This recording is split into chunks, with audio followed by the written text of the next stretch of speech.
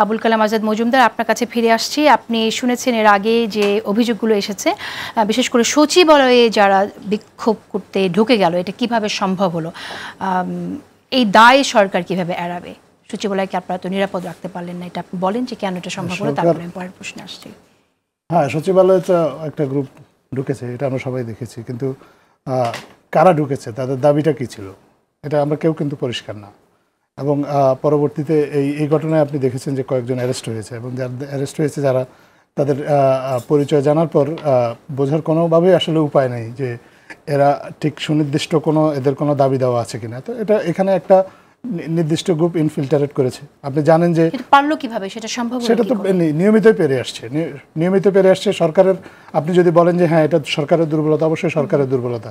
সরকারের হ্যান্ডস কি? এই সরকারের তো কোনো রাজনৈতিক দল নেই, সরকারের হ্যান্ডস হচ্ছে আইন শৃঙ্খলা রক্ষাকারী। রাজনৈতিক দলগুলো তো সবাই আপনাদের সহযোগিতা করছে। আপনারা যে কোনো রাজনৈতিক দলগুলো সব সময় যে রাজনৈতিক দলগুলো যাচ্ছে, তাহলে কেন সরকার দুর্বল? রাজনৈতিক দলগুলো সহযোগিতা করছে, অবশ্যই রাজনৈতিক দলগুলো সহযোগিতা করছে দেখেই তো সচিবালয়ে একদিন হামলা করার পরদিন থেকে আর এই জিনিসটা আর সামনে এগোতে পারেনি। রাজনৈতিক দলগুলোর সাথে মাননীয় প্রধান উপদেষ্টা এটা নিয়ে কথা বলেছেন, সেদিন রাত্রে আপনারা দেখেছেন।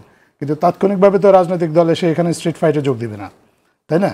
যখন কিছু লোক এইভাবে উদ্দেশ্য প্রণোদিতভাবে একটা পরিস্থিতিটাকে ঘোলাটে করে সেখান থেকে রাজনৈতিক ফায়দা লুটতে চায়, তখন সেই মুহূর্তে সরকার কি করতে পারে? সর্বোচ্চ বল প্রয়োগ করতে পারে।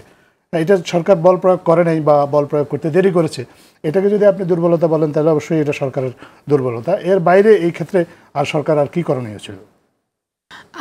আমার মনে হয় যে সচিবালয়কে নিরাপদ রাখার দায়িত্ব এটা যাদের, তারা সেই কাজটা ঠিকমতো আসলে করতে ব্যর্থ হয়েছে। কেন ব্যর্থ হয়েছে সেটা যদি আপনারা এটা তদন্ত করেন, তাহলে হয়তো আপনারাও ডিটেল জানতে পারবেন, আমরাও জানতে পারবো। আরেকটি প্রসঙ্গে আসে, সেটা হচ্ছে যে অনেকেই বলছে যে অনেকেই ঠিক না, এর মাঝে এই আলোচনাটা এসছে, এবং এর মাঝে রাজনৈতিক বিশ্লেষক গতকাল বলেছেন যে সরকার ফেসবুকের প্রতিক্রিয়া দেখে সিদ্ধান্ত নিচ্ছে। তো কয়েকটি উদাহরণ আমরা দেখেছি এরকম, যে ফেসবুকে অনেক আলোচনা সমালোচনা হচ্ছে এবং তারপর সরকার পিছু হচ্ছে।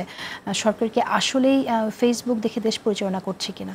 আপনি একটু উদাহরণগুলো দেন। উদাহরণটা অনেকগুলোই আছে, যেমন বাংলাদেশ ব্যাংকের একটা কর্মকর্তাদের জন্য একটি নির্দেশনা, পোশাক নিয়ে, নারীরা কি পোশাক পরবে সেটা দেওয়া হলো, এবং সেটা ফেসবুকে অনেক আলোচনার ঝড় আসলো, এরপর এটা প্রত্যাহার করা হলো। এরপর আমরা দেখলাম এর আগে ইন্টারনেট ব্ল্যাক আউটের একটি ঘটনা, আপনি যে 36 জুলাই 1 মিনিট প্রতীকী ইন্টারনেট ব্ল্যাক আউটের একটা ছিল, সেইটি আপনার পরে অনেক সমালোচনার পরে কিন্তু উইথড্র করা হয়েছে। ফেসবুকে পোস্ট করা হলো এই ঘটনায়, মাইলস্টোনের ঘটনার পর সহযোগিতার জন্য, সেটাও অনেক সমালোচনা হলো। সেই প্রধান উপদেষ্টার পেজ থেকে সেই পোস্টটা উইথড্র করা হলো। আমি আসছি।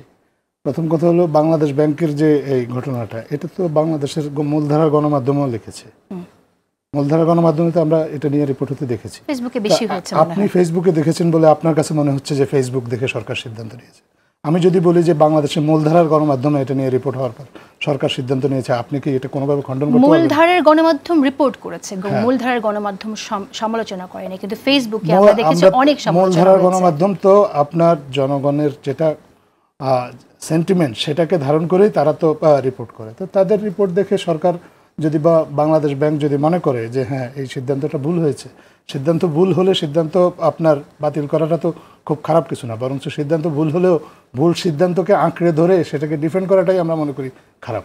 সরকার যে সব সিদ্ধান্ত নেবে এবং সব সিদ্ধান্তই যথার্থ হবে এরকম কোনো কথা নেই। আপনি বলছেন এটা খুবই ভালো কথা, যে সমালোচনা হলে সেই সমালোচনাকে আপনারা গুরুত্ব দিয়ে বিবেচনা করেন। অবশ্যই সমালোচনা, এর প্রেক্ষিতে আপনারা সিদ্ধান্ত নিয়ে থাকেন, পরবর্তী সিদ্ধান্ত।